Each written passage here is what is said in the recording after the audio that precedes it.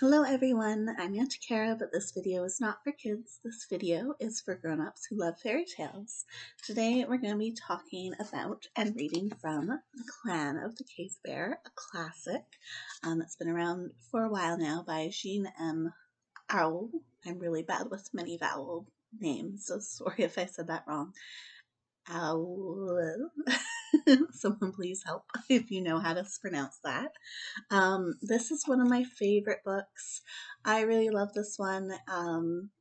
The gist is that it takes place in prehistoric times, and it centers around the character Isla. And Isla is a human child, but her parents were killed, and I will tell you, you'll see how when I do my reading later. But her parents were lost to her, and she was kind of on her own as a young girl and living in the wild prehistoric wilderness. And eventually, a clan of Neanderthals comes across her, and she is adopted by the medicine woman of the clan, and she is raised with the Neanderthals.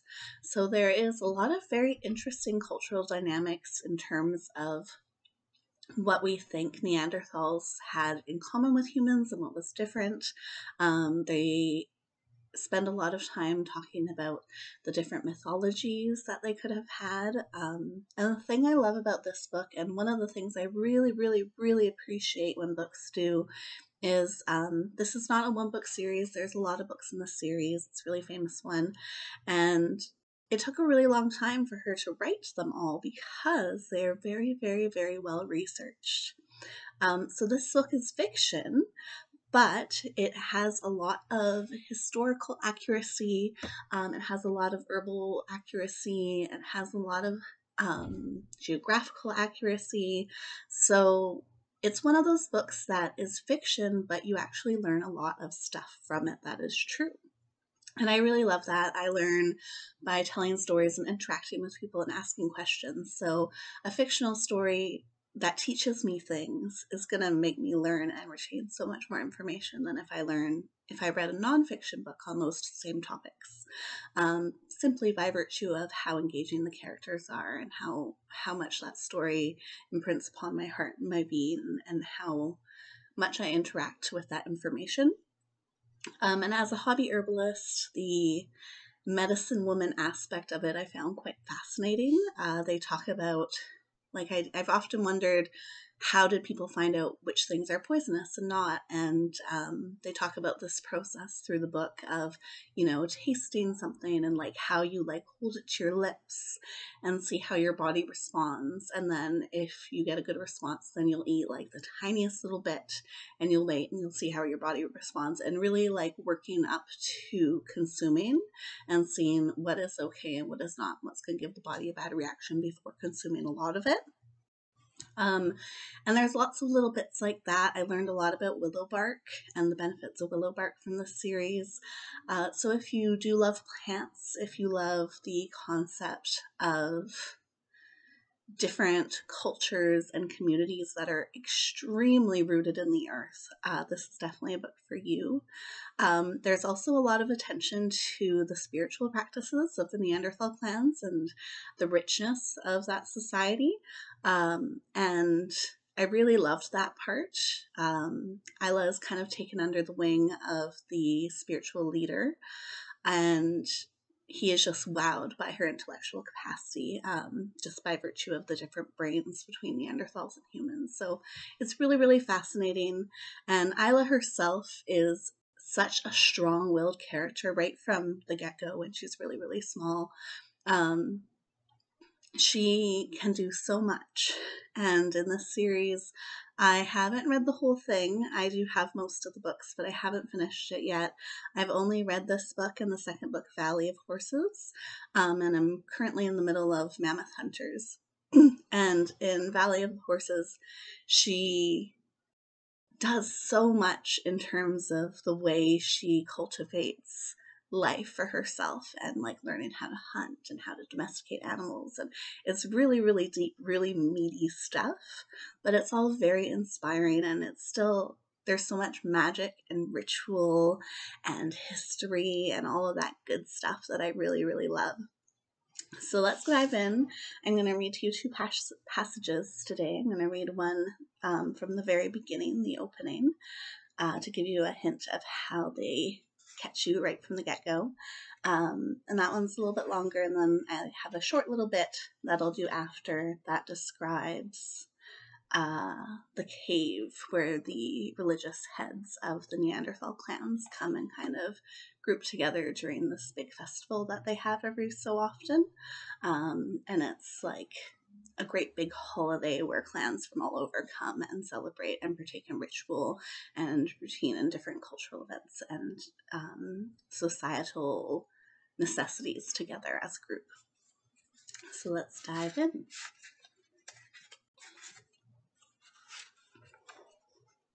The naked child ran out of the hide-covered lean-to toward the rocky beach at the bend in the small river.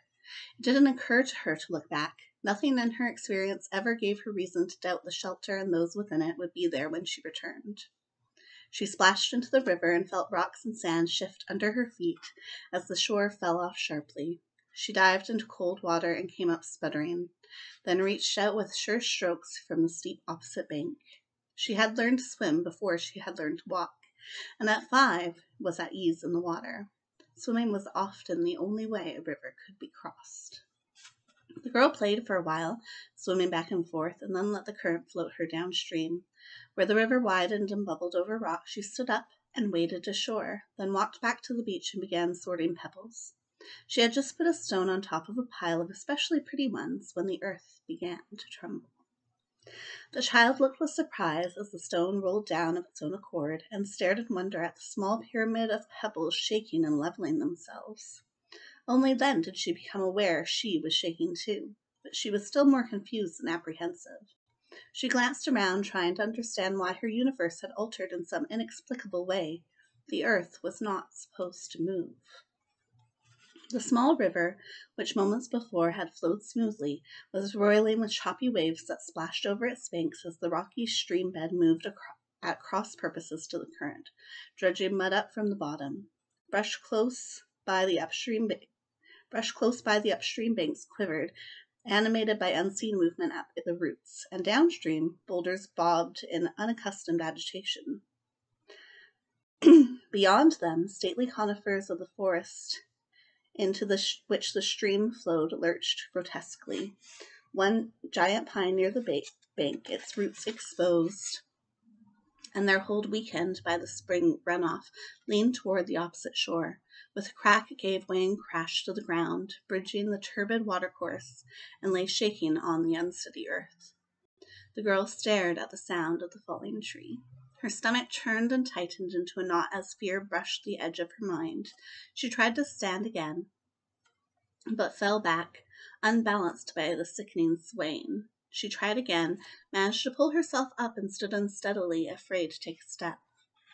As she started towards the hide-covered shelter set back from the stream, she felt a low rumble rise into a terrifying roar. A sour stench of wetness and rot issued from a crack opening in the ground, like the reek of morning breath from a yawning earth. She stared uncomprehendingly at the dirt and rocks and small trees falling into the widening gap as the cooled shell of the molten planet cracked in the convulsion.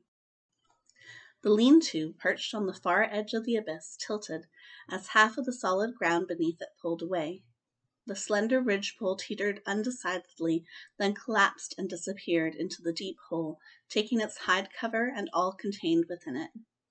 The girl trembled in wide-eyed horror as the foul-breathed, gaping maw swallowed everything that had given meaning and security to the 5 short years of her life. It still gives me shivers.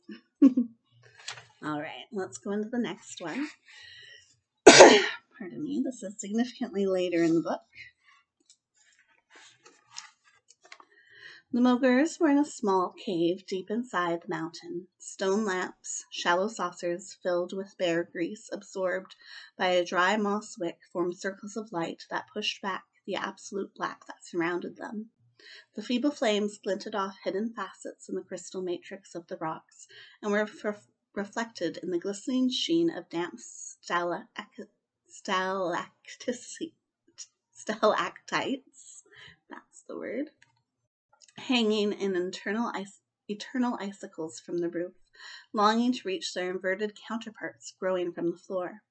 Some had succeeded in forming a union, stained through the stone of ages. The calcareous drops had culminated in stately columns that reached from floor to vaulted ceiling, thinning at the center. One straining stalactite missed the satisfying kiss of its stalagmitic mate by barely a hairbreadth. That would take more ages yet to bridge.